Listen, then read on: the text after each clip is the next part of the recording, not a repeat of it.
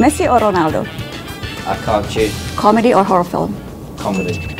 So you're a bit heartbroken there? No, I'm not heartbroken. Okay. I'm not heartbroken. Soccer or football here is very, very popular. Do you have any advice for a country like us? I've spent enough time in Indonesia and different parts of this part of the world, and I've seen there is talent here. There's a lot of talent here. Catatan Najwa bersama David Beckham, international sports sensation, philanthropist, and global icon. David, thank you for your time. You're welcome. So, is this your second time, your second visit here? I think I've been here more than 2 times actually. My last time was obviously with the Galaxy a few years ago. I remember that. And I had a lot of fun playing here. But I'm excited to be back, you know, because I said on stage that every time that I've come to this part of the world and to Indonesia, people have been, you know, extremely friendly, nice, and welcoming. So I'm excited to be back. You're here now as AIA ambassador. Can you tell us a bit more about what's your Why campaign? Well, What's My Why campaign was something that we felt that people would really resonate well with, you know, because we all love our families, we all love our friends, and we wanted to kind of create something that asked the question, you know, what is your why?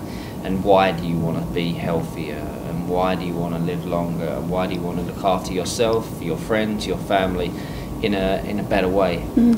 So we felt that a campaign like this was very strong, and you know, it comes across, you know, like that in the campaign. So we're very proud of that. I think that people loved what we did. And what we have plans for in the future. I've seen your video. Your why is your children, of course. You have a beautiful family, and I think they're almost as famous as their parents now. They probably are, yeah, they probably are. But yeah, you know, obviously Brooklyn, who is 19 years old now, a photographer, and enjoying himself, which he should at 19. Then we have Romeo, who's 15 years old, you know, loves tennis. He's a passionate More than football, you think? Yes, I think so. Okay. I think so. Must be a bit heartbroken there? No, I'm not heartbroken. Okay. I'm not heartbroken, but, you know, as long as they're happy, as long as they're healthy, then that's the most important thing. Cruz loves to sing and play the guitar. He's 13 years old. And just released a single, I hear? A Christmas single? He did one last Christmas for charity, which the Christmas before, I think it was actually, which he had fun with. You know, he's a young kid wanting to do something for charity. It's important. And then Harper, who's 6 years old and is the boss. So it's simple as that. Do you see one of them following your footsteps as a professional footballer? No, I don't actually. I think that they like to play football. It's not really something that I feel that they will go into in the future. Who knows, it might change. You know, kids change their mind very quickly, but you know, as long as they're happy, you know, I don't care what they do. You know, as long as they have a passion and they enjoy themselves and they're healthy and happy, it's the most important thing. That's true, that's true. Do you yourself miss playing professional football, David? I do. You know, I played it for 22 years professionally, so you know, I think when any athlete comes to the end of their career and they're not doing what they've done for the last 20 years, you know, you are going to have certain moments that are going to be difficult. I think we always see that with athletes, you know, when they step away from what they love and what they've done for a long time, it's a difficult period. But you know, I've been lucky. You know, I've been lucky that I've jumped into other things straight away on the business side of my life, and you know, I'm pretty busy, so you know, I do miss it, of course, but I have a lot of other things going on. You know, own a club. Yes. In Miami, USA, a major soccer league. Yeah. Congratulations on that. Thank you. You know, it's something that we've worked hard to make happen. You know, we announced it 4 years ago, and 4 years after that, we finally have the franchise. So it's been a long road, a difficult one at times, but you know, we really felt that, you know, persisting was the right thing to do. I remember reading in the news you said it's a dream come true. So when did this dream started? I think, you know, it probably started without me even knowing about it when I was a kid. You know, I was able to have a dream of wanting to be a professional footballer. You know, I was able to actually become that professional footballer, and my dream was, you know, realised. But then, you know, as a young kid, you know, owning a team is something that you used to do on a computer game. Yes. You know, you used to choose kind of, the players, you know, pick your manager, pick your players, pick the colours of your team, pick the logo, and now I'm doing it in reality. So it's something that, yeah, it was a dream, and for a long time. Congratulations again. Thank you. Okay, this one is for, this question is for Manchester United fans here in Indonesia. You have tons of them here. Who do you think MU should get to improve their squad next season? That's why I'm not a manager. That's why I'm not a manager. I'm a fan of Manchester United, and I believe that we're going in the right direction. You know, obviously this season, people are talking about it being a difficult season, but I don't see it like that. You know, we're up against a team like Manchester City that is just playing at another level to most teams in Europe, most teams around the world. So, you know, we're second in the league. Obviously, we've just lost Ibra to the Galaxy, but Ibra's been a kind of a great personality, a great player for us to have with the club.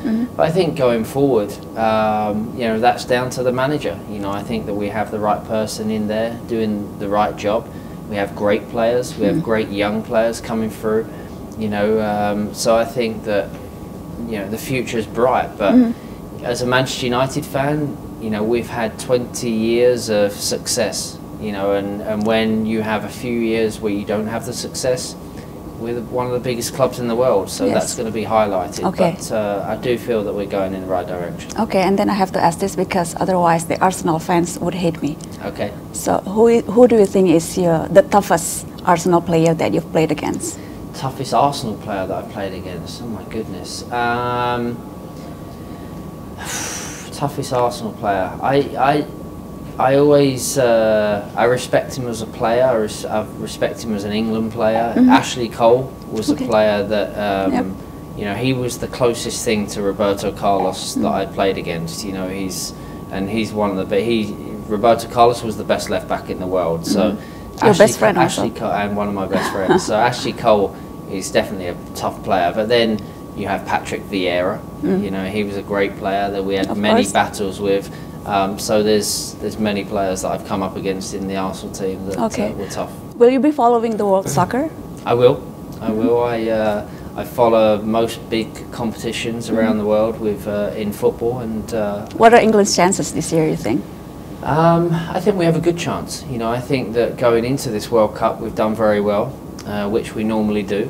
But then coming from the England's captain for 6 years. Yeah, then coming into the competition, I think we've got a lot of good young talented players, raw talent. I think that's important, and players that actually are playing in the strongest and biggest league in the world. So we have a good chance. Okay, so this question is for Indonesia.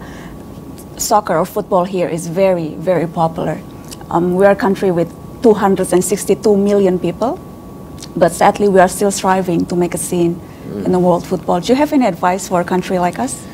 You know, I very rarely like to give advice because I think sometimes it can sound a little preachy. But I think that obviously I have had the experience of playing the game for many years with some of the biggest clubs and obviously the biggest players. So I have a certain amount of experience. But my experience and my advice always is, you know, I was lucky.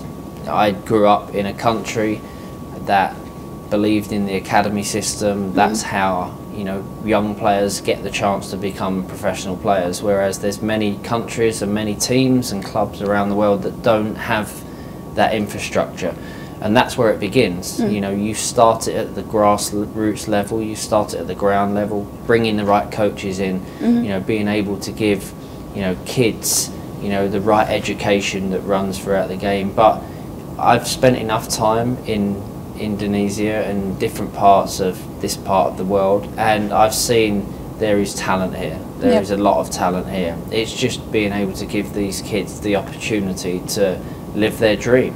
you know, because you play it from such a young age, and then at some point you have to get a job because it's not, you know, you don't have can make a living out of it. Yeah, so I think that that's obviously a huge investment which has to be made, but the infrastructure, the academy systems is something that is Very a must. important. Is a must. Okay. Do we have time to do a quick fire questions? Just a quick one? Yes. Okay, great.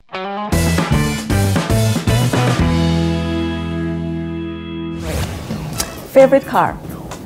Favorite car, Land Rover. Okay. Favorite karaoke song? Frank Sinatra. Which one? World on a String. I've got the world on a string, sitting on a rainbow.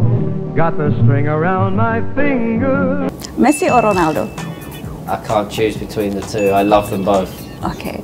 A favorite goal you ever scored? Wimbledon goal. And Beckham saw Sullivan off his line. Oh! Best manager?